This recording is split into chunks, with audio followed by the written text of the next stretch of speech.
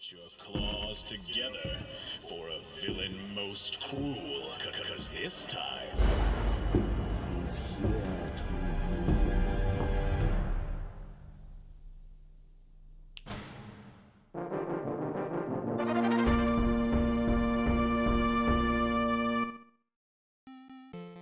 Hello everyone, welcome to the first episode of what I would like to call Behind the Content, where, like Behind the Dub, I speak to content creators about the content they make, and today I've got a rather special episode as to why I'm in a treehouse. All will become apparent very soon.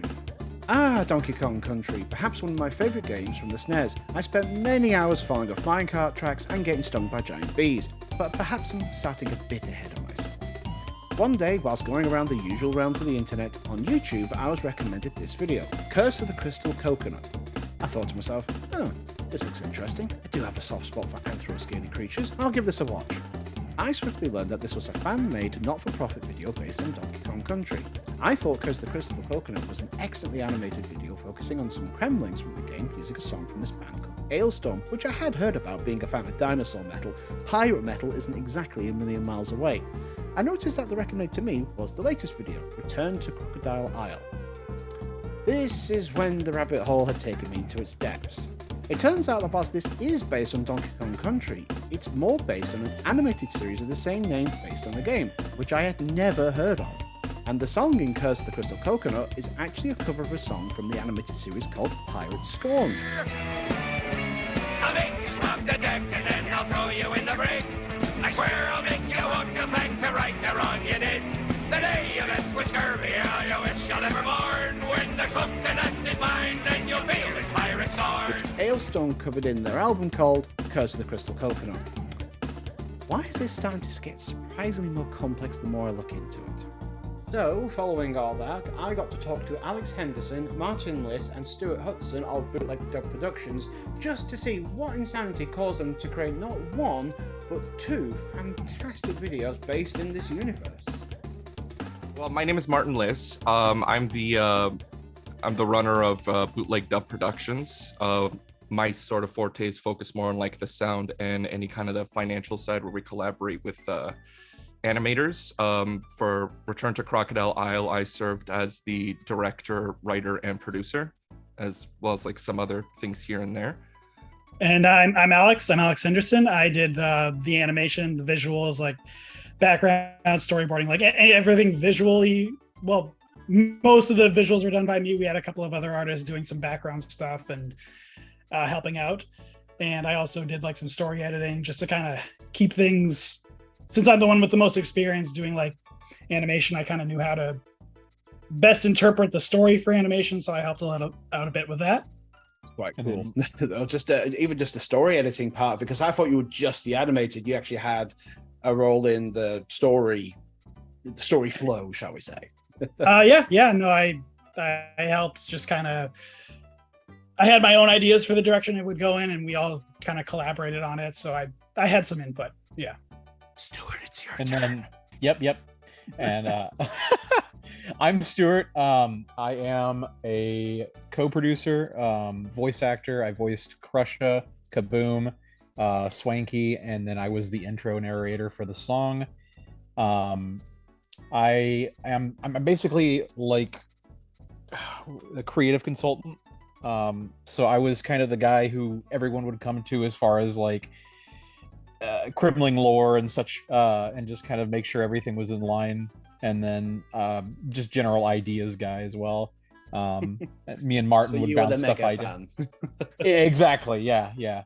And Martin, Alex, and I would just bounce ideas off of each other and then kind of see whatever sticks. And then we kind of made an initial pitch over to Uncle Al. And he came up and formulated the script, which became the outline for what we ended up with. So many rewrites with the union involved. Oh yeah.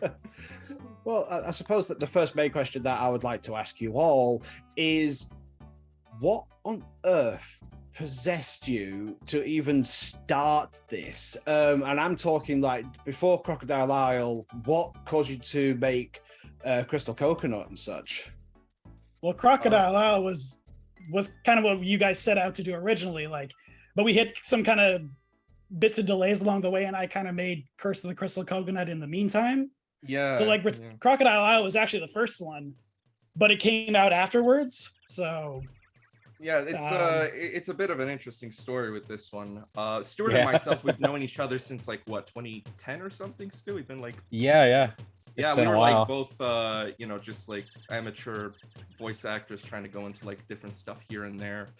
And I remember like we just got involved like in a lot of different fan projects and things like that. And during the course of the pandemic, I kind of had this incentive that I mean, just like anyone else in the pandemic, we all kind of went into like a weird little you know, crisis hobby mode. Yeah, exactly. And I'm trying to figure out what to do. So my first project actually was not an animation project per se, but I wanted to just to get my mind off of like, you know, the state of the world as is. I wanted to like go out and create something ambitious, and I was a huge fan of the F-Zero franchise, like the games and whatnot. And the 30th anniversary was kind of coming up around this era, so I wanted to like dedicate the year to making something unique for the community. And I've always worked alongside people in like different abridged series, radio dramas, and I kind of wanted, what if I were to use the expertise of like my sound expertise, kind of working with direction and like voice direction and casting and writing and all that sort of thing. So what initially said was my first setup thing to do was I made like a high caliber, probably the most expensive fan dub ever made of the last episode of the F-Zero anime. I got a lot of like my good voice acting friends involved, some, you know, actual voice actors from the game. Like I did like pretty much all the sound from scratch, got like the sound effects done from scratch with Resound, who's been our go-to guys for anything sound effects related, including with Alex's projects, and made a whole new soundtrack. Somehow I think people started to know me as the guy that just seemed to get people because somehow he could, and that included like composers from the movie Red Line, which, you know, always resonated with F-Zero for me. And somehow I got Jamie Christopherson from Metal Gear Rising fame to actually do a couple tracks in the dub, which I didn't even think was possible, but I just asked. And when it came out, I just kind of found this initiated passion in doing this stuff. And I think Stuart was like a very big collaborator of mine working with this, with the, you know, the scripting and also voicing my interpretation of Black Shadow, which, you know, everyone was like really happy with the voiceover. When me and Stuart kind of started chatting afterwards, we were thinking, you know, we could like, with the kind of like stuff that we've done, we could go a little bit bigger with this, and we wanted to work a little bit more with original animation based off of I guess games that have been like dormant for a while and could use a little extra attention. So Donkey Kong hasn't had much attention in a while, and Rool, outside of this Smash thing that kind of went on, was you know, kind of lying dormant. So we were kind of thinking this crazy idea of, what if we just did like an original animation and, you know, bring back like some old school nostalgia along the way. And we were kind of templating above like how to go about with this. And how did this start off, Stuart? We were constantly joking about getting Benedict Campbell involved in the project, and then one day I actually decided that we should message him. And yeah, that's pretty much how it went. yeah, like he had a like, hey, he's got a. I think I found his Twitter is what it was. I found his Twitter and I was maybe like once every 3 years. Yeah, once in a blue moon, Ben will go to he'll crawl out of his hole and he'll check his Twitter, and then that's where it goes. But I ended up messaging him because Martin and I were talking, and we were just like, hey, it might be worth it just to shoot him a line. And I was like, yeah, okay, maybe. So I went ahead and I typed something up and sent it to him in a private message, and it was probably about, I want to say, a month or two later, I finally got a reply back, and he was essentially saying, yeah, go ahead and contact my agent, and then he gave me the contact info. Yeah, and from there, that whole thing kind of stemmed up with you know, actually getting the actor union involved, because it turns out you know, a lot of the voice actors over here in Toronto, Canada, which ironically, you know, also reside in, which kind of made some of the, you know, negotiations a little bit easier. The thing is, they have like a lot of strict guidelines as to how things are going to go. Like if we wanted to get any voice actors outside of like their union, we had to pay permits and also do research on the kind of laws on, like, you know, workers' compensation.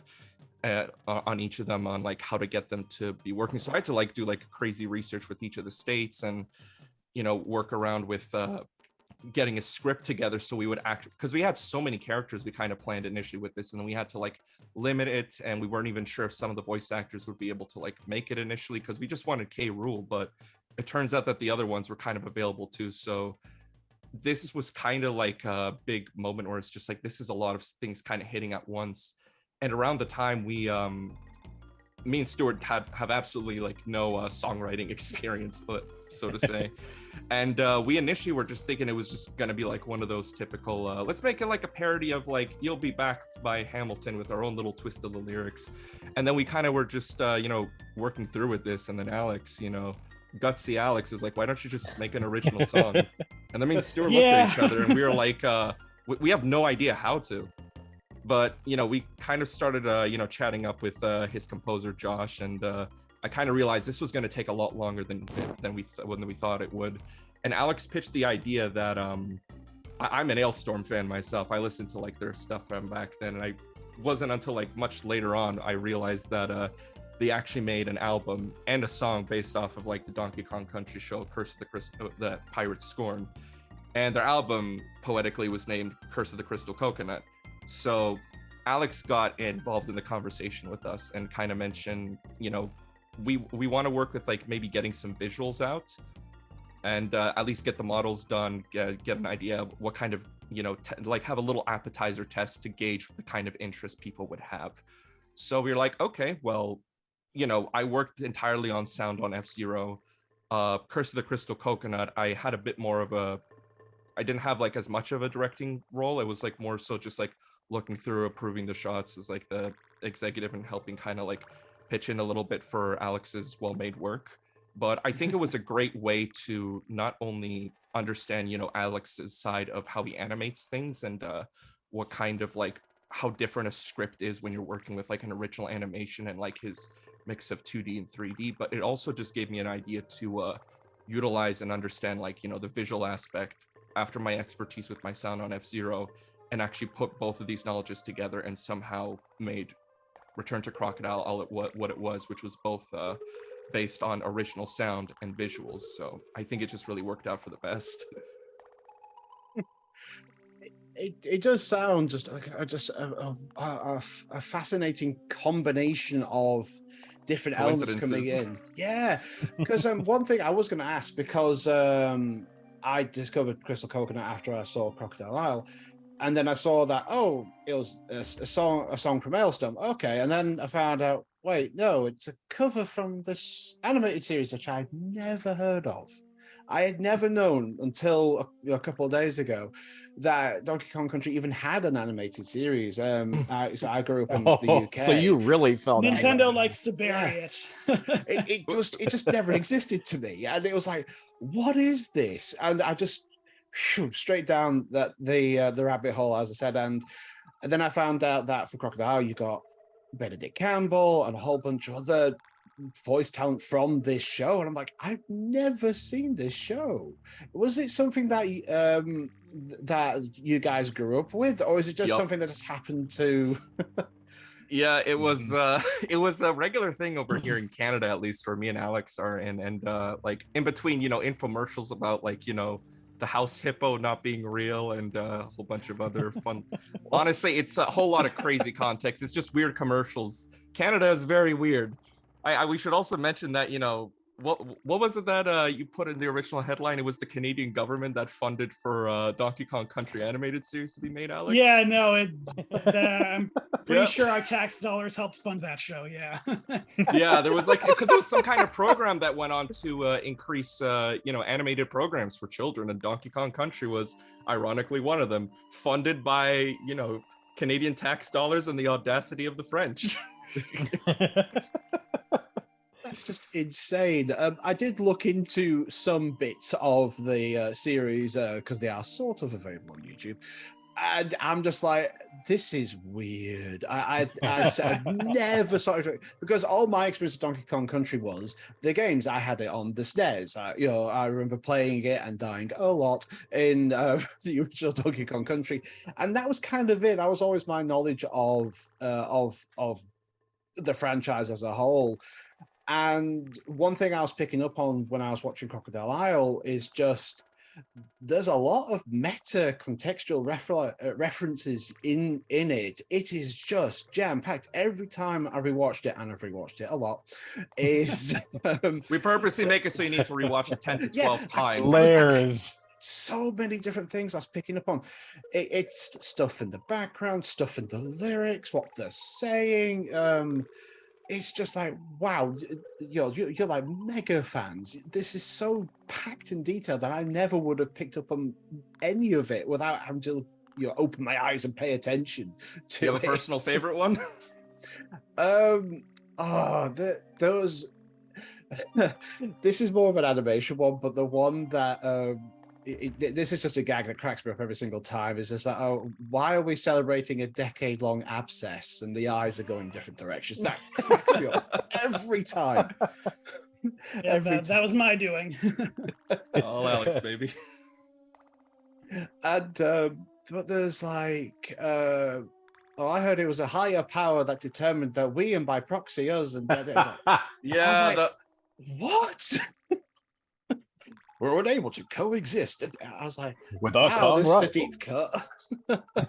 Yeah, it was back then when people were thinking that Microsoft during the whole Rareware transaction bought the rights to the Kremlings and Nintendo didn't want to use them. So we kind of figured, nice way to kind of mesh the two together. And Uncle Al managed to really word that tremendously well. Like we kind of wanted to go off the vibe that Crusher sounds almost like a conspiracy theorist, but he's the only one that might actually be remembering everything. And we had an extended version that, we could only animate so much, but we had like an extended one where, it was like more banter with Crusher and Clump. And it would go on about, Crusher being like, what, don't you remember the bear? The one with the backpacks? Like, what monster puts stuffs a bird into a backpack? The same one that fought the witch. And there was an inebriated squirrel. And I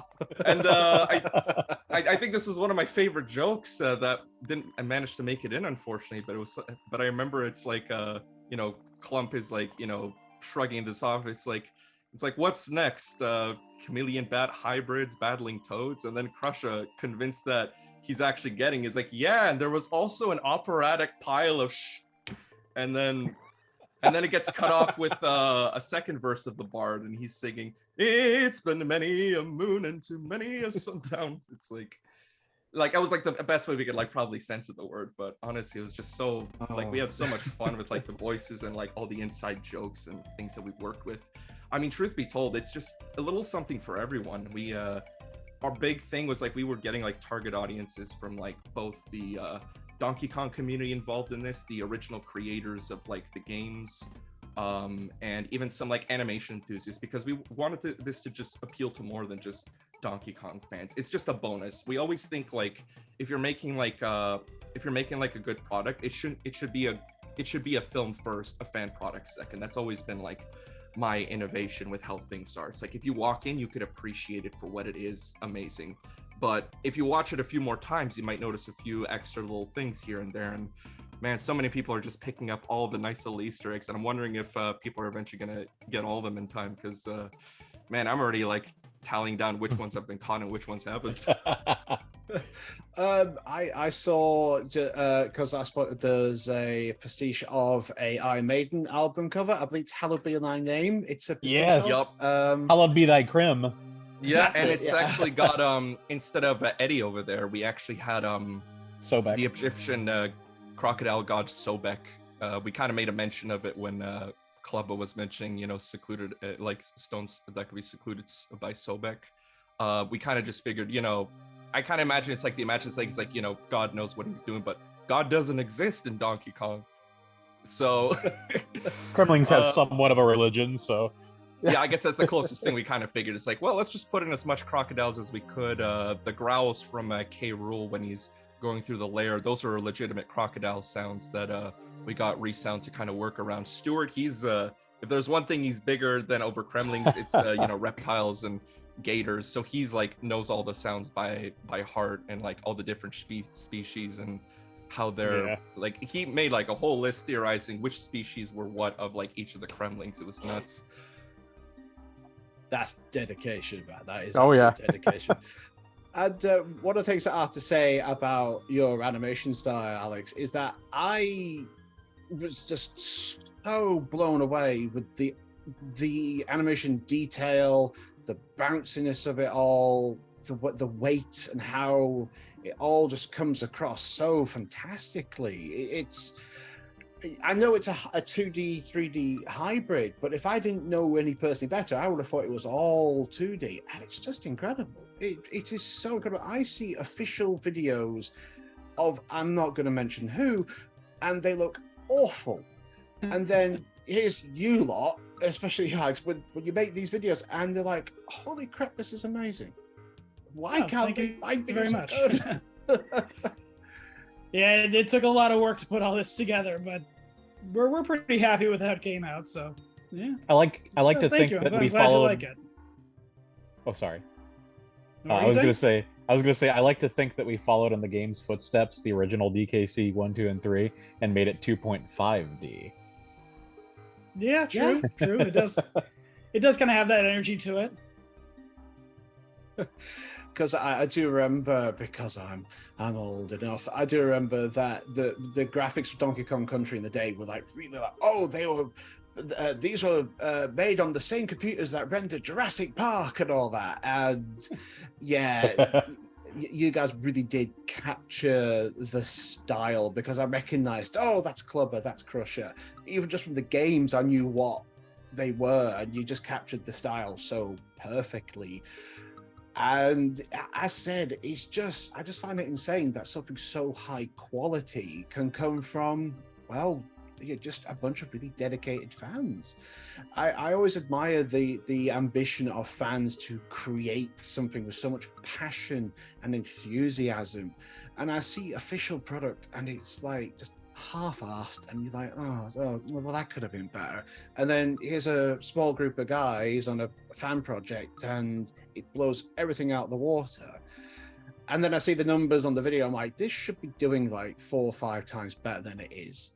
That's my personal opinion. It's just Thank you. I mean, for the size of my channel, it's doing pretty well numbers wise. Like, it's definitely the most successful video I've released on that channel. So it's been getting very positive reaction. So and that's enough for me, honestly.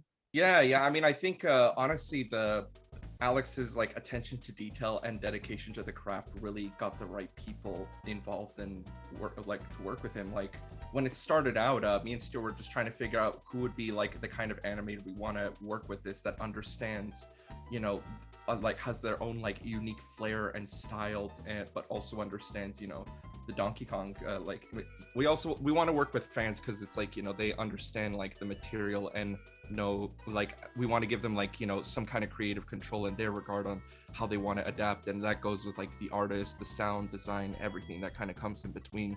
In Alex's case, when we first met him, it was when we saw the original reanimated entry of the Donkey Kong Country thing that you did, and me and Stuart were originally looking at it, it's just like, whoa, this is amazing, I really like this 3D 2D kind of style, we should reach out to him. So when we started talking, and Alex and me realized we're just kind of a little bit more local and managed to actually get together and chat about this more. I think the funniest thing was Alex was like, oh, this is an old one, I could get it updated. And we're like, what?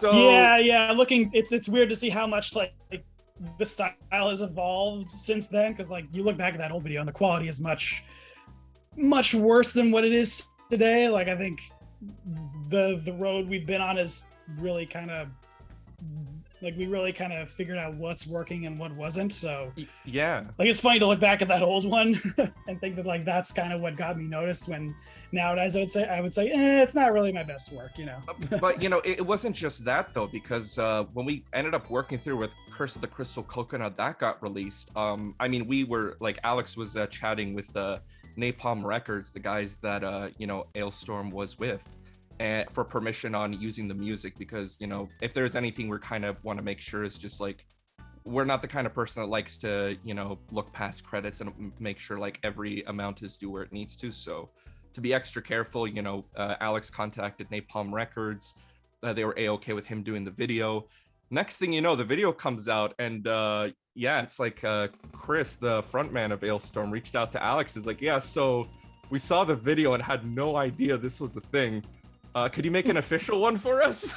It's like, Is that how the yeah, story went, Alex? definitely. PA Party White, yes, it's really good video. I did enjoy that one as well. And Thanks, Yen. I noticed that Crystal Coconut is listed on Ailstorm's website as the video for Pirate Scorn.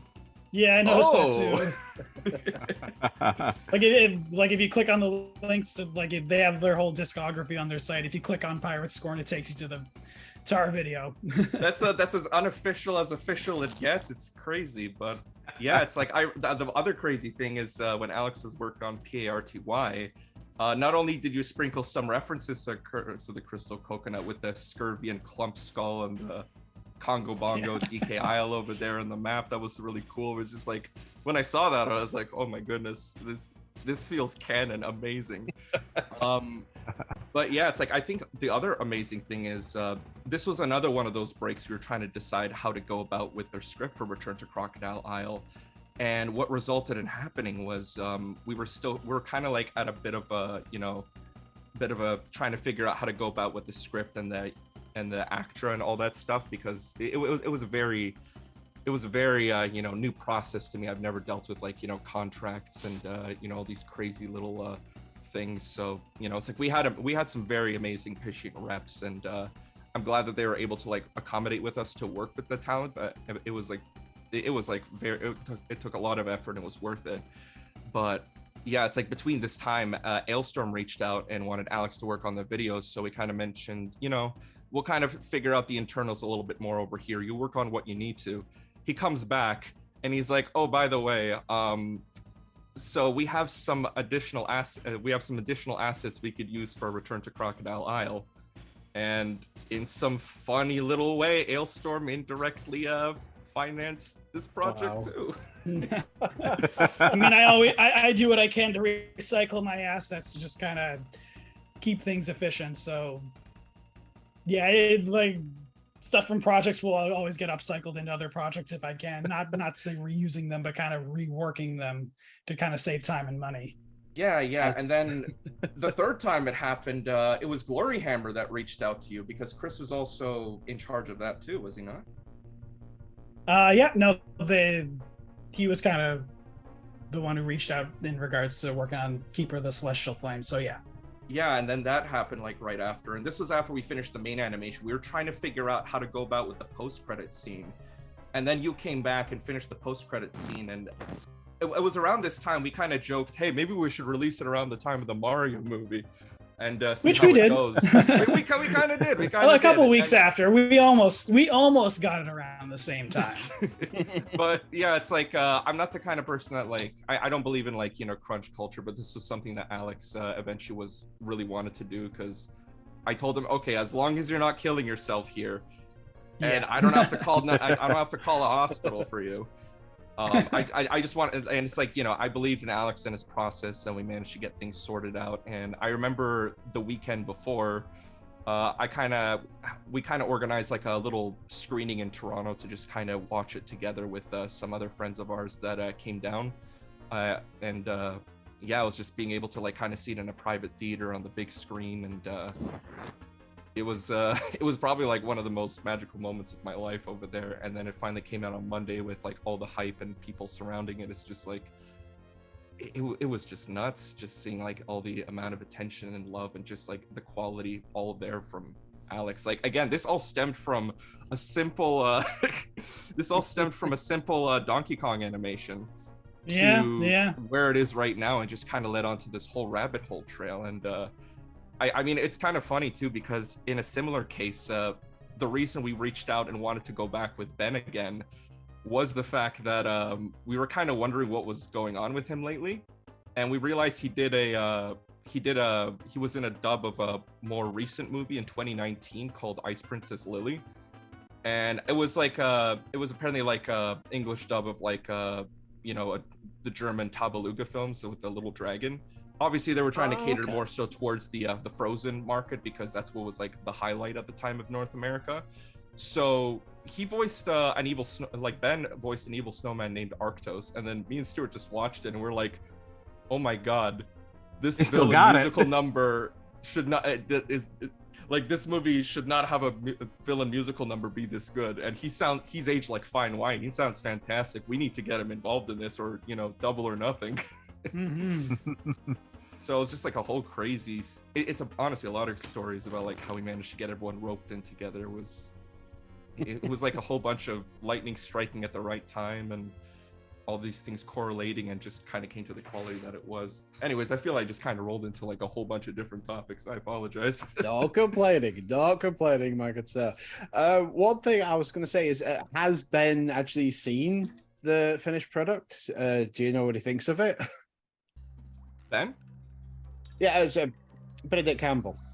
Oh, honestly, all of them managed to see it. Benedict was really impressed. He really liked the way the music went, and I remember during the recording session, we were kind of going through, because we were doing like a live recording session in like one of the Cherry Beach studios in Toronto, which I think they're like a really well-established sound booth area, known for like doing like, what were the bands again?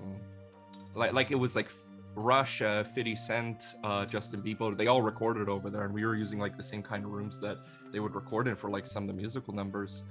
And I remember when we went through this, it's like Ben is like lives in Stratford, which is like an hour and a half away, and like it's huge with like the Shakespeare theater, thespian stage kind of thing. A man who's had like probably 40 to 50 years of just theater experience and doing like all these powerful monologues and plays and characters, and he was gonna drive down an hour and a half just to do some crocodile noises to some guys that don't really know what they're doing. So for the first 10 minutes it was a little bit tense, just trying to figure out what kind of mood we went into, and honestly it just ended up becoming one of the best recording sessions I've ever had in my life. The man just like struck like thunder and lightning by each note and every like emotion that we went through. And I remember one of the highest compliments was Ben mentioning that honestly this was better than most of the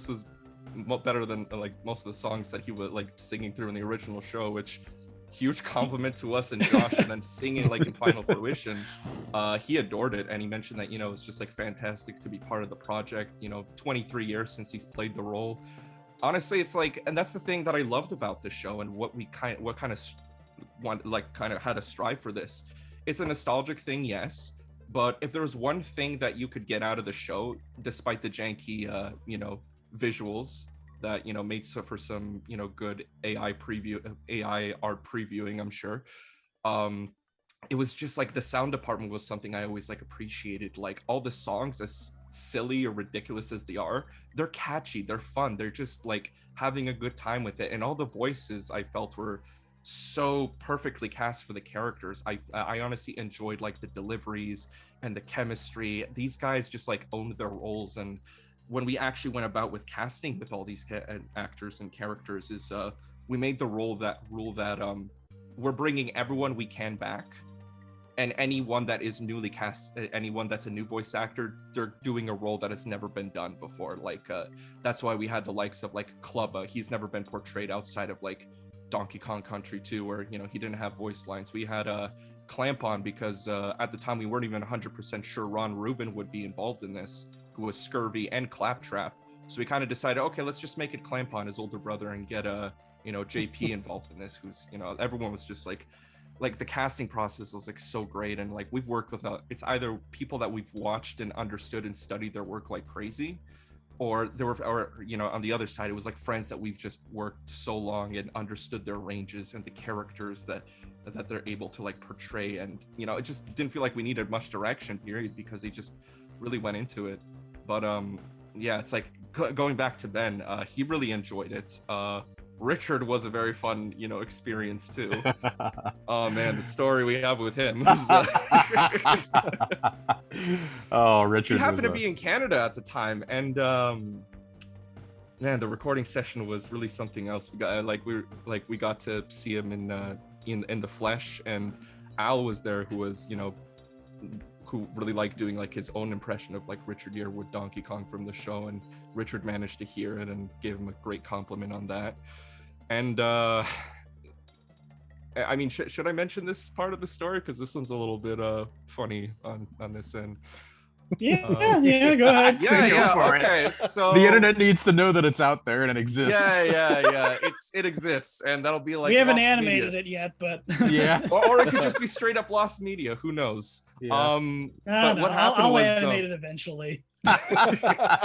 so what initially happened was it's like we worked with him, and he was in Canada at the time because he usually travels between US and Canada with like his different production stuff, and it was just great meeting him and working along with the lines in the script. It was just a very short cameo, but I just felt like it was neat, like even despite the fact it was coming from a TV, it would just been great to like meet the man himself and just get to work with him in a professional booth and just get things sorted. So it's really only a few lines. We had quite a bit of time still left with all this, so I remembered I then had I joked about this with Alex and Stuart for a while, and then I was just thinking, you know what, it's like, so it's Richard went along the lines of he mentioned if there's anything else needed. I was like, actually there's one other thing you could record for me. Alex and Stuart already know exactly what I was talking about, and yeah, it was my idea. Yeah, it was. I turned pale. So I ended up saying to Richard, it's like, listen, there's a well-known meme on the internet, and we were wondering if you could say this line for us. You may spank it once. And then out of the blue, Alex, probably like, Alex, you'd make a great agent for me or something, or some publicist. He's like, I assure you it is not as dirty as it sounds. Yeah. So the look on Richard's face is it's like, just an in-joke from the original show that he probably doesn't get, but but like the look on his face was like the 5 stages of grief or something. He's like wondering, like I could tell, he's like, what did I just walk myself into? Is this a trap? So he did. I'm glad you asked, because I wouldn't have had the courage to ask him. Right. Well, that's the thing. I have no sense of courage. It's just saying without thinking sometimes. But no, he did the line. He kind of looked, just kind of laughed to himself. He did the line twice, and then he's like, my agent does not know about this. So yeah, there's a part where Ben literally says the iconic meme, and something might happen. And yeah, also in Benedict's recording session was also great because he actually swore in character. And that was so fun to watch. That's something fun we might also like include as well. It's just like there was the rapping segment specifically because we had to break it into bits because it was so good, and it's like all these crazy little bits we were working through, and yeah, it's like we kind of had to like go through like a few of the lines, and it was like some flubbing because like we had to like do it like we were doing it fast and we were doing it piece by piece. At some point, he was just, King K. Rool doing the, well, it's true, I won't deny it. And then he started doing like these, it was like, it was like, it sounded like K. Rool was doing some crazy Porky Pig sounds. And then he just yells, shit. And it was like, I was like, please tell me we got that. It's like, oh man, I feel like save it. No, but like it was just a fantastic time recording them, and they just kind of saw the final product overall and like the passion and heart that went into it. Ben loved it. He mentioned that it was just great and he'd love to work with it again. Richard was really surprised over like the quality it turned out, and like was glad to have like been involved in this. Ron Rubin, who played Scurvy, the thing is, like, we were trying to get a reach towards him, but there were like some he was going through like some personal emergencies at the time, so we waited out for him to work with us, and we told him a little bit about the project that we did, and we kind of showed Curse of the Crystal Coconut. It's like, this, just to give you an idea of what we're doing, this is the animation where your original character voice, and he literally told me, I don't remember voicing this character.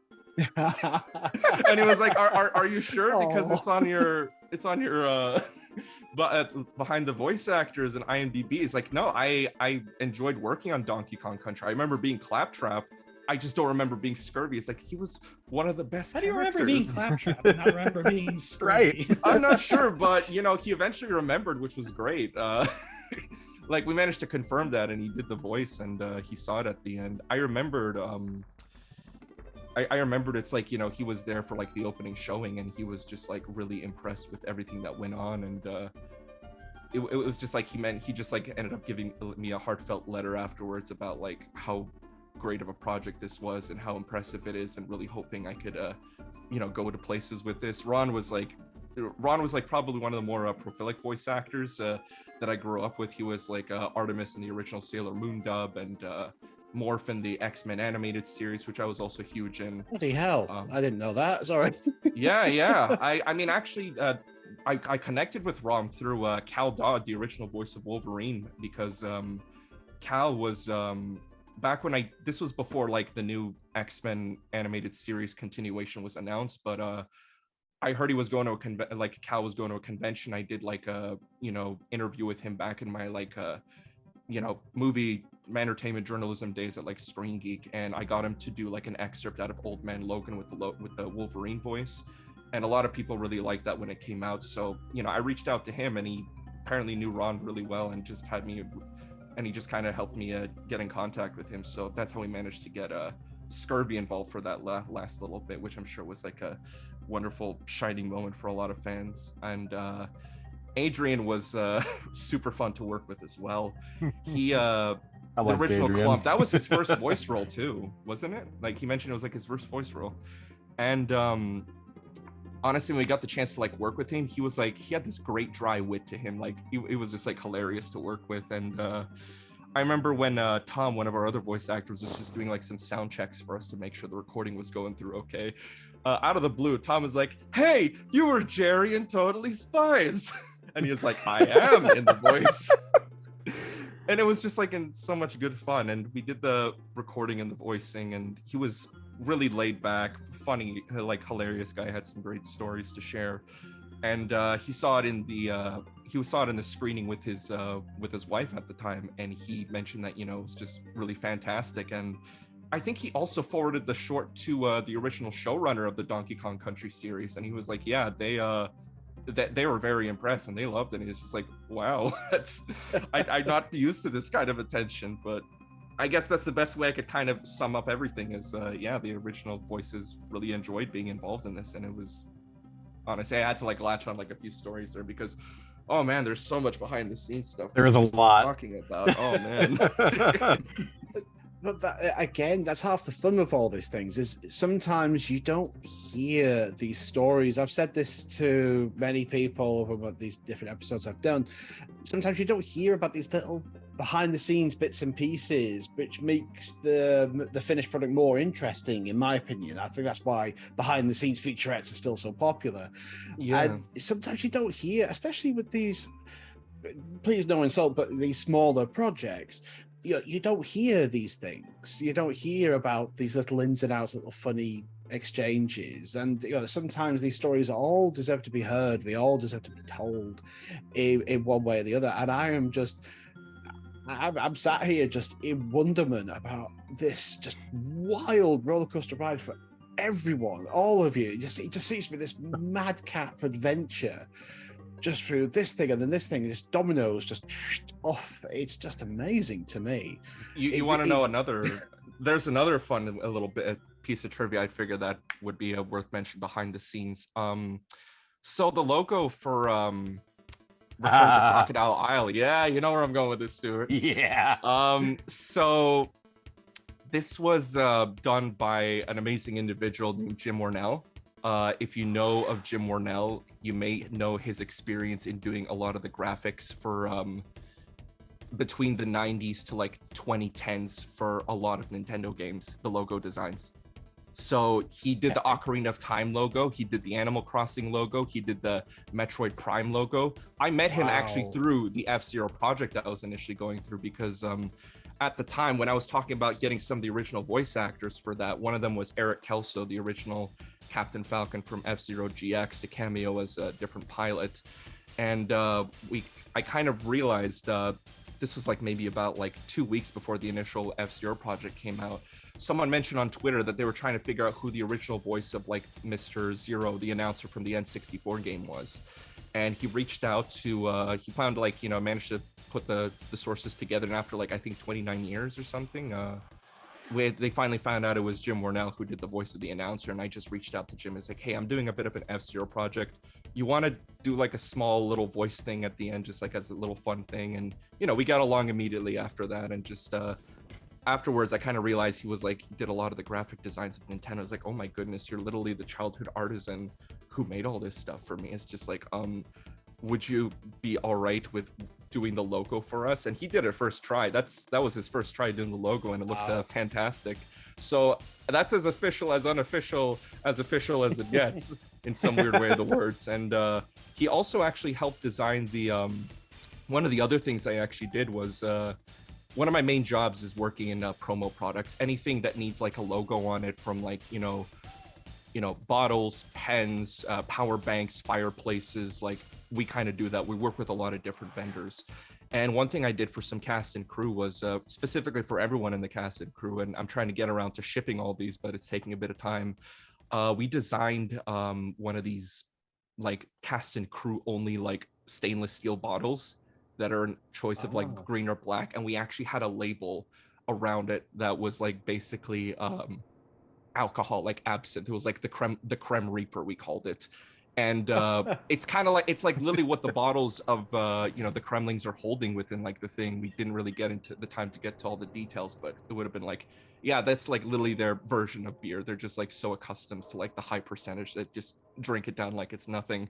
And Jim designed the entire layout for it, like with like the he did like the text for it. He did like a bunch of things. I could send a picture sometime, but it's really cool. And he also helped design another customized thing that I got for some of my members over here, specifically the ones that like work with us the closest. So that would be like Alex and Stuart and like our voice actors, our composer. I got like a really, one of the vendors that I also worked with is called St. Regis Group.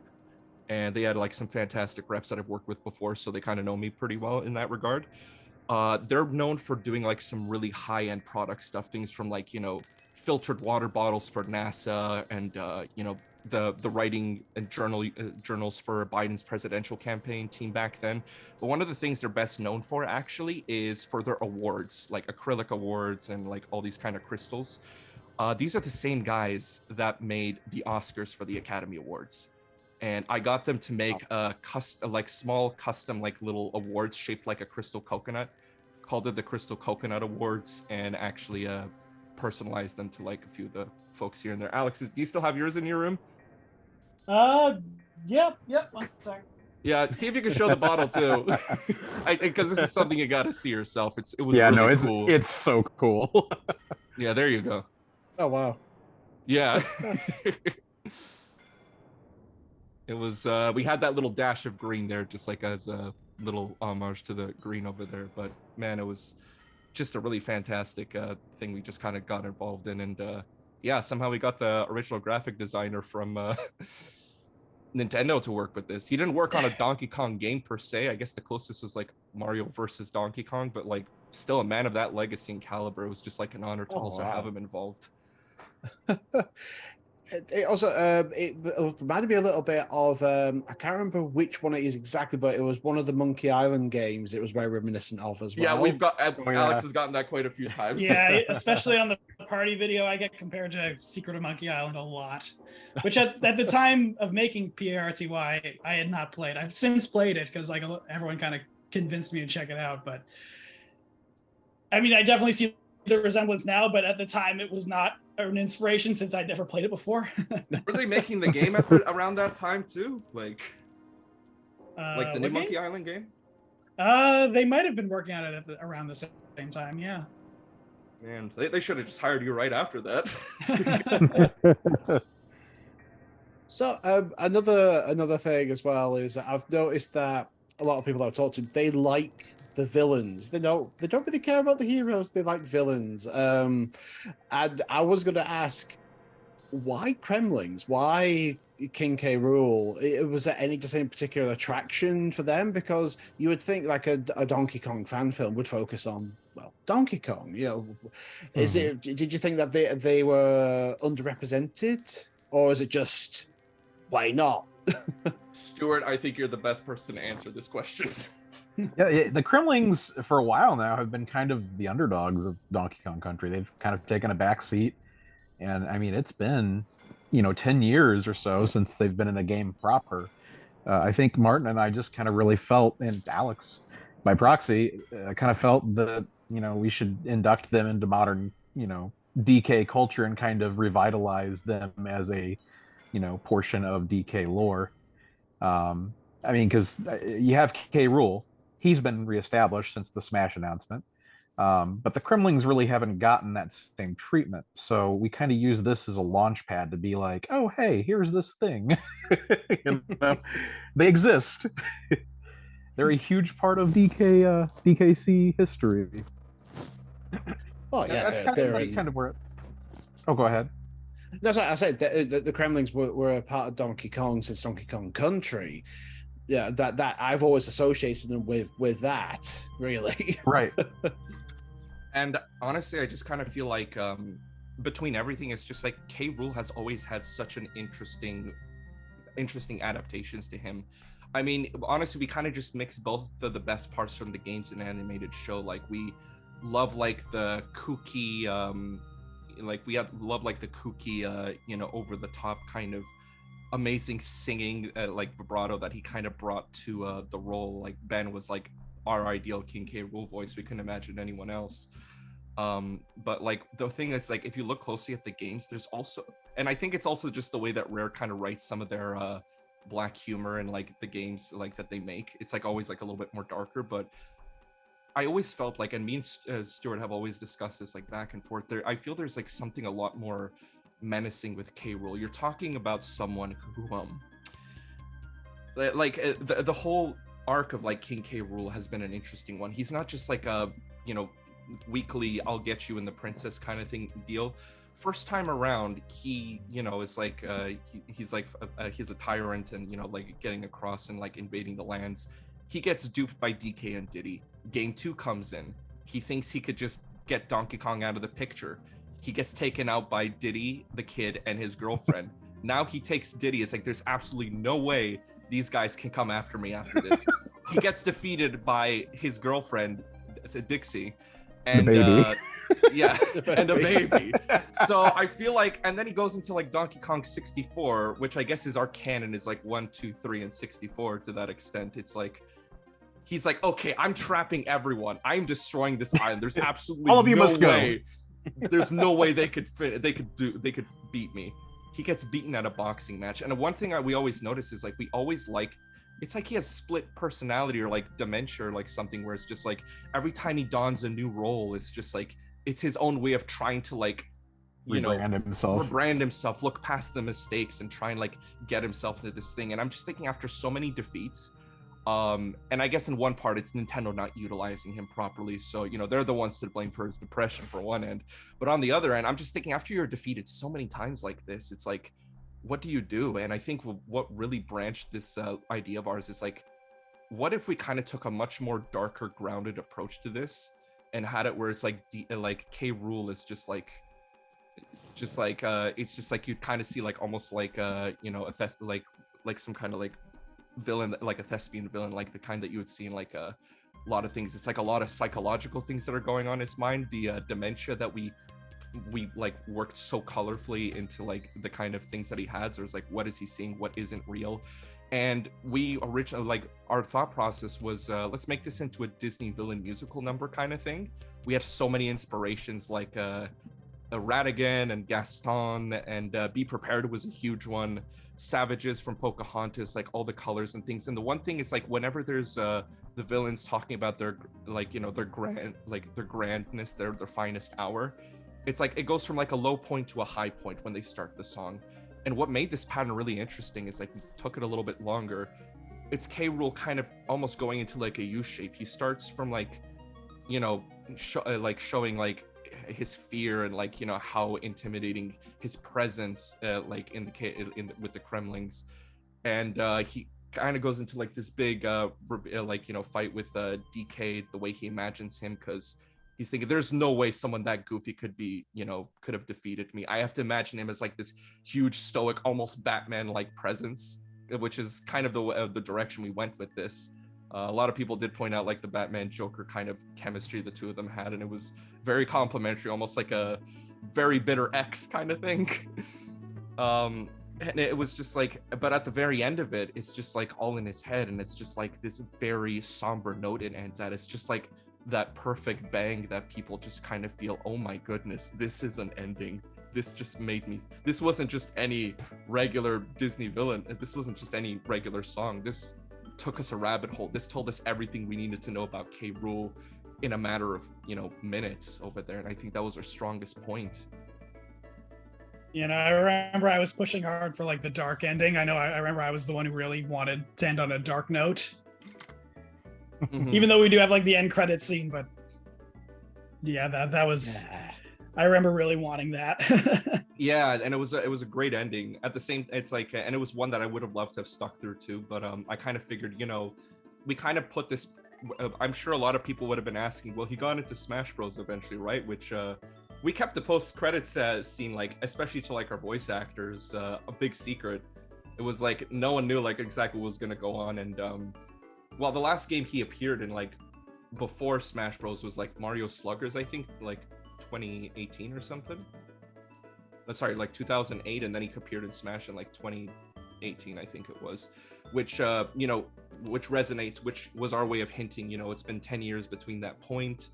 We even had like a few nods in the background. There's a Pauline presidential there was like a Pauline Mayor campaign poster that mentioned she was running for 2017 when Mario Odyssey would have been that, and that was what would have connected. That was one of the little hints that showed, okay, this is the time period we're kind of setting at. It's like 2017, 2018-ish at least. So, we kind of figured, it was a good way to just, at least give, K. Rool a treat after playing dead. So it was like, hey, let's just we kind of had Richard do like the small little thing with us, and it was like super funny, completely forgot. It's just like that same doofy DK that we all see. And the one moment where like K. Rool actually speaks, it's like probably one of the best insults we've ever probably written. Stuart was the great mastermind behind that. But me and him were just studying like a lot of British comedy. We were watching like Blackadder, like the second series, and man, it's just like we kind of saw like so much of the personalities with the three leads, and with K. Rool, Clump, and Crusher. So that kind of gave us an idea how we wanted to write the scene. And yeah, it definitely felt like some really good British humor over there. And once that whole thing with the devotion and IQ line went through, the thing with the Smash reveal, it was just kind of like, I want to imagine, like, I guess my takeaway would have been, this is, in some weird little way, I want this to be the canonical reason why it took this long for K. Rool to be into Smash. It was just a matter of Clump being that stupid, not realizing that Keith Crud Rool was his full name, and just kept sending it back. And one of the other jokes, I think, was if you notice in Curse of the Crystal Coconut, Cranky's holding the Smash invitation, and the inside joke with us is like, he's just been sending it to Cranky, and then that's been sending back to Nintendo, and then it just gets sent back, and Crush is like forwarding to a different receiver, and just goes back to Cranky. And there's like, where's this supposed to go to? I did notice the Pauline poster, and I thought, oh, is it just because they just haven't bothered changing the posters in that that ship for ages? But now you start mentioning this. Oh, hang on, yeah, that fits in. There is a timeline here. That again, that's just it's such an insane level of detail. And we had a lot of our original artists work on this. I like a lot of these artists, like I knew like based off of like either being like huge DK fans that we got involved, or personal friends of mine that I know would have like a great style, because I always like just including like the little guys to like help kind of like bring a little bit more lore and life in the background, as well as like just giving their credit to do. Like the Pauline poster was a great example of that. We also had like the Iron Maiden one. I'm also like, there was another artist, he does like great like Metal Gear kind of like that Yoshi Shinkawa kind of style to it. We actually got him to make the Wanted posters for Captain Scurvy and Captain Falcon in the background as well, which that was also a really cool detail as well. Man, there's just like so many art stuff. What was your guys' favorites, Alex and Stu? Any personal ones that you like there? Or?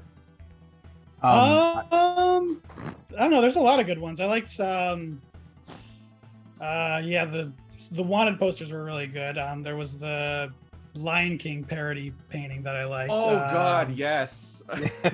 Brandon that was fantastic. Brandon made this like, and this was an idea we kind of conceived. It's like we kind of had this idea as like all these different, you know, things in like K. Rool's lair, and it's like one of them was K. Rool's like painting of like, you know, how it was like how we would have interpreted his birth. It would have just been like all the different non-Kremling characters gathering around Lion King style, and like on top of like this little and like this little swamp rock, he's being held up by Steve Irwin, the crocodile hunter. That was you can notice it like in I've not when seen he's that. walking down. Yeah, if you notice like gotta- he's walking down, it's on the top right. It's in a few of the backgrounds. Yeah, there's a lot of crazy art stuff that we did over there. Amazing. And I mean, there was like K. Rool doing the punch out, like if you notice, like as he's playing like the harp. Oh yeah, that was another good one. That was a great one. Yeah, it's like we kind of did it like with the Mike Tyson, you know, kind of Mike Tyson's punch out kind of style too, where it was K. Rool and Donkey Kong in place with their boxing outfits, where K. Rool would have been like 64, and I mean Donkey Kong was playable in like Punch Out for Wii, so that would have been his outfit. And you know, we kind of had like a whole bunch of text underneath it that was like reminiscent to like the old Mike Tyson game. Yeah, there was just like a like we just kind of let our artists just go nuts with what they were working on. And I know one of the things that's advertised in Mario Kart was like this sport drink called Burning DK drink, and we had another one of our artists also work on having like if you notice in like DK's treehouse, there's like a little poster of like Tiny Kong grown up, like almost like one of those like athletic sponsored posters that she's holding up like the sport drinks that sponsors DK or something, right? It's a lot of like crazy little things that we just kind of put here and there, and it's like it gives people more reason to just watch it like 20 times or more to just kind of pick everything up. And these artists were just fantastic. I loved working with every one of them, and I mean, it was fun. There were so many great ones there. As for my personal favorite, it's kind of a toss-up. I really like what Chris did for us with the Mr. X puppet. Oh yeah. I'm a big Mr. X like, fan. Yeah, I was going to mention that too. Yeah. I'm a big fan of Mr. X in all forms and permutations. You want to maybe explain who Mr. X is first? Yeah, Mr. X was a working title name, a working name for the early version of what would become Cackle from DKC2. Okay. His design was changed drastically. I don't know if it was due to graphical limitations or what, but he was originally wearing kind of like a Navy military kind of clothing, like pea coat almost. And he had a captain's hat, and everybody, you know, back before the game had actually come out and released, the old Nintendo Power magazines were a thing. And in that, I remember even as a kid, my cousins got a subscription to that, and I remember reading through there and finding that picture of Mr. X, and then never seeing him in the game whenever I played it proper. And I was like, for years, where did this character go? What is there something I'm not doing correctly to fight this boss? Or, you know, and then years later it came out, it's like, oh no, he's just he was an early version of Cackle, and we redesigned him heavily. But yeah, I just kind of got attached to that character, and I feel like there's a lot of like mystery behind it that you could use, and it's kind of cool. But as for favorite art piece, it's kind of a toss-up between Chris's submission and I really liked the thing that Shiza did for us. She's the Iron Maiden. That one was so detailed. Like even at the bottom, you could, like the crowds were like perfectly. Like she drew like pretty much like the silhouettes of everyone in the crowds, and you could recognize the different enemies. If you zoom in, on her artwork, you can actually zoom in on the crowd, and you can see Neckies flying through the air. You can see Kongs, you can see Kremlings, you can see it's pretty much the whole thing. Yeah. And then, go ahead. I was just gonna mention. I think my favorite little tidbit with that is because she was also like a big fan of Cruncha from Diddy Kong Racing, and that's exactly what we did. It was like Cruncha and the Toxic Offenders. So we were thinking, well, we can't exactly make a model of Cruncha, so we just had him there, almost like having his own like metal band, and He's on Yeah, tour. the He'll be reason it was back. called the Toxic Offenders was because that was one of the cheat codes used in Diddy Kong Racing, where all balloons were green, like Cruncha. So we kind of figured, this would kind of sound pretty badass. You could tell how much stupid amount of thought we put into like the smallest speck of each scene over here at points, and poor Alex probably had to deal with us, going back and forth how we wanted this little corner over there, portrayed while he was just wanting to get things working. One last little detail about that piece of artwork, and this is kind of what makes it my favorite, is that when I was commissioning it from Shiza, I specifically chose the title "Hallowed Be Thy Name" as kind of the play on words that we're going to do. Hallowed Be Thy Creme. The reason for that is because David Wise has gone on record saying that "Hallowed Be Thy Name" was the inspiration of the Gangplank Galleon theme, K. Rool's theme from the first game. Oh my goodness, I got another one to add on top of this for music. Yeah, go for it. So, I know, I'm sorry, we're just gushing Don't over apologize, it's fine. So another cool little tidbit over here is, and we worked with Tom Schalk, he fantastic voice acting friend of mine, and he was able to work with us on doing the voices of Clubba and Clef, which was an original character that was supposed to just be an unnamed bard, but Stuart decided to be a little clever with the names. So the intro that he's singing is like, "Oh, spare me an ale and I'll tell you the story." The notes that are sung off that song are very loosely "People Are Strange by the Doors." And the reason we bring that up is because that was also one of this track inspirations made for David Wise's music, and that was actually the title screen music for Donkey Kong Country 2. I'm impressed. I am so impressed. We're fucking nerds. I'm sorry. Don't need to apologize for it. We all have our little nerdy ambitions. I did remember one thing. When K. Rool goes away from the auto playing piano, we see some sheet music. Yep. And oh yeah, I did notice there's "Take on Me," "Pirate Scorn," then there's "Love is a Golden Banana." That's the other one, and then "Peaches." How late in the process was "Peaches" added? Because I mean, we had done that all that animation had been finished a long time ago. But after the Mario movie came out, I kind of just did some touch-ups on the background of that scene and kind of recomposited it. So even though that was probably done months ago, it did get some touch-ups a few weeks ago. Alex kept this information from us. I should just be noting this. Yeah, I just added it in one day.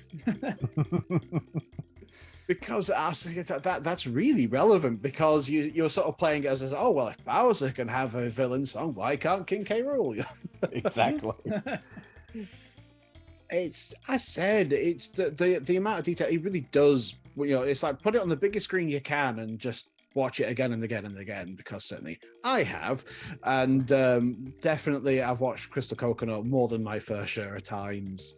And even in Crystal Coconut, there's just little bits, like you said, with the Cranky with the smash letter, and there's other little notes and bits, and I just really enjoy the level of detail in all of this. And you guys sort of tell me this, weaving these tales of, oh, this happened, or this happened, this is connected to this, and it boggles my mind how many hundreds of, if maybe thousands of hours you guys have all put into this. This is our way of telling, this is our pilot pitch, please let us make a show, Nintendo. I remember a comment from someone ages ago, and I think it was kind of one of the driving force behind Martin and I. And it was something along the lines of like, a Donkey Kong Country show will never work. It would be a show about a stupid ape that does nothing. And I was just like, no. You clearly haven't played the games.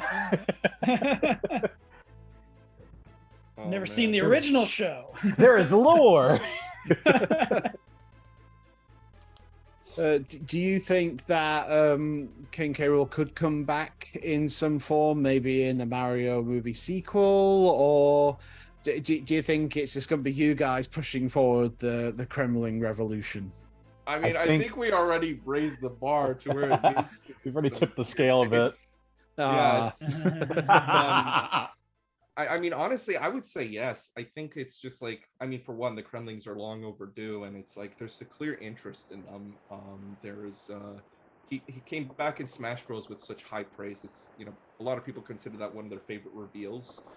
They I mean, like Seth Rogen has hinted of a Donkey Kong movie, which I can't imagine who else would you put in the villain outside of that. And everyone's just been like, oh man, it's like, I wonder what celebrity they're gonna put in. And just like, meanwhile, me and Stuart just like, can they just get Ben Campbell? Please, just hire Yes. Ben. Please. But like, I mean, if there was some higher talent and if he was in good health, I think like Tim Curry would have like milked the role really well. So Tim Curry has always been like my ideal kind of Black Shadow from the F-Zero games. Like like that's who the voice like Stuart based it off of, like the dubbing thing. But if he did have a shot at King K. Rool and he was still in good health, I would love to have heard his take on it. Oh my goodness. So, as the time is marching on, one thing I do want to ask you all is that are you going to do any more?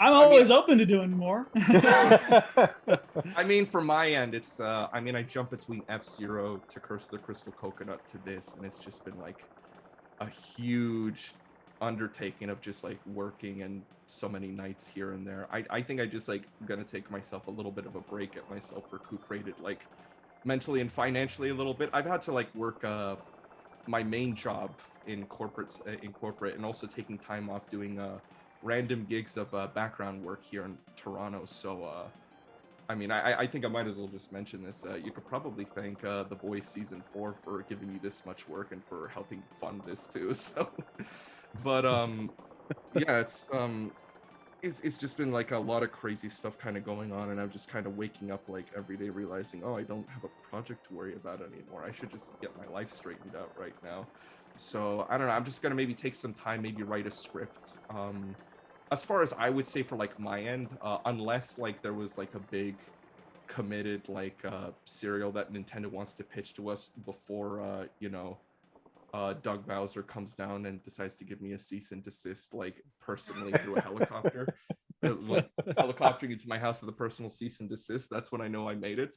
But no, it's like if they did propose us to like work on something like long term and have us like work with some creative input and like, you know, all the money in the world, I would love to do something. But part of me is also just interested in trying some other gaming properties that haven't been around in a while. There's like a couple projects I really have in mind I'd like to get down the line, and after that just kind of work more so with my own IPs. But honestly, I'm just kind of in this young stage where it's just like the fires of passion are just like kindling hot right now. I just want to go out, see what I can do, let my, you know, nostalgia and appreciation kind of work with the way it needs to, and just kind of make experiences and, you know, connections to whatever I work on down the line. But I mean, if there's like some help, I would love to work with like a Donkey Kong Country thing again. I just don't know if I could just take I just think it's like for in this case I want to let someone else kind of take the chair with me. I feel like my interpretation of K. Rool is like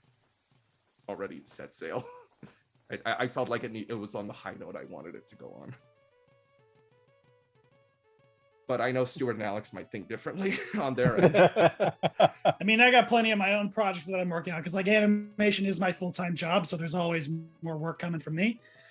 But no, I'd definitely be open to working with these guys again, especially if it's more Donkey Kong stuff. Do? I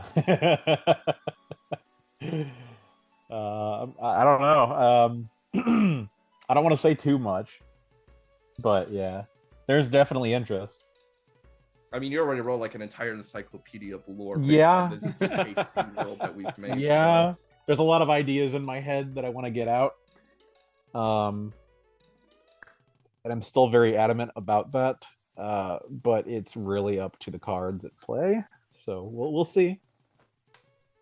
We'll definitely have to see. Well, as I said, it has just been over an hour. I do not want to keep you guys for terribly much longer. I just want to say again from the bottom of my heart, thank you all seriously for spending your time with me this evening and you chatting with me.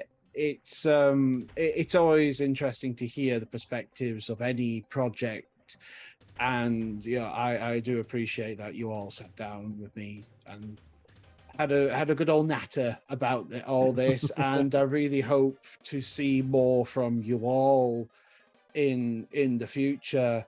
I wish I had an ounce of talent that you guys had. I would love to be part of something like this, and I'm always in awe of guys with such creative passion, just raw talent from all of you. And I'm not trying to inflate your egos. I'm being honest. You've got talent. You all are so fantastic, and I really hope that all of you continue to make more fantastic work in the future. I really, really do. Alex, please, you're making me blush like a schoolgirl. No, but seriously, but like genuinely speaking, I appreciate your patience, just reaching out and just hearing our side of the stories and all this stuff. This was just a passion project in and out. I know there's like it takes like a lot of dedication and days, and we weren't without our stresses with like all the different kind of stuff that we sorted through. But at the end of the day, I just am so proud of everyone in this project, and regardless, I just feel this was like a huge team effort, and it couldn't be there without our voices, our animators, our sound effects folks, our artists, just everyone that helped piece this together. And it just means the world to me that I was able to just help bring out the best in people into like this huge spectacle over a big crocodile guy that's like a bad guy in a monkey game kind of thing. But like seriously, it's like there's just so much that I love the community for, and what we were able to like make over here. I'm still not used to all this attention that we're just getting. It's a little bit nuts. You all deserve it. Seriously, you deserve it. But seriously, I just want to reach out, specifically mention Alex, Stewart. You guys are just fantastic with all this, and I like Alex. Every bit of color that you brought into this world was shaped to such perfection, and I cannot believe it came to this quality. You're making me blush now. Like a tomato, I hope. And but seriously, you were fantastic. You were seriously patient with us. This was our first time doing like this kind of animation, like working with animation and scripting. So honestly, we were just like slipping on banana peels like throughout this whole time, pun intended. It really felt like that.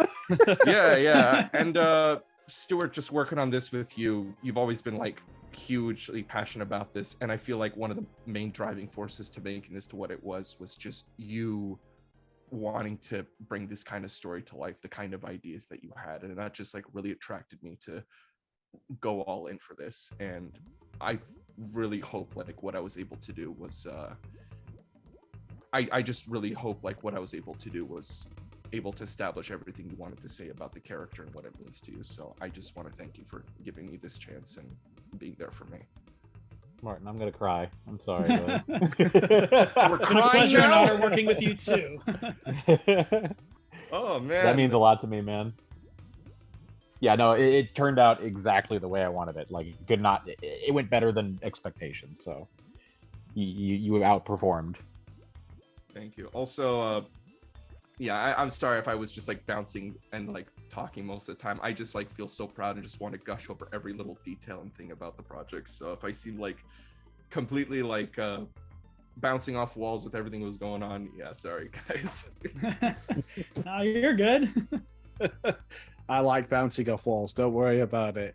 Any last words? Well, to sound like a threat. No, I just meant like anything you want to say. Like, I was just gonna say, you could follow you could follow me on my production Twitter at bootleg dub prod on Twitter and Instagram.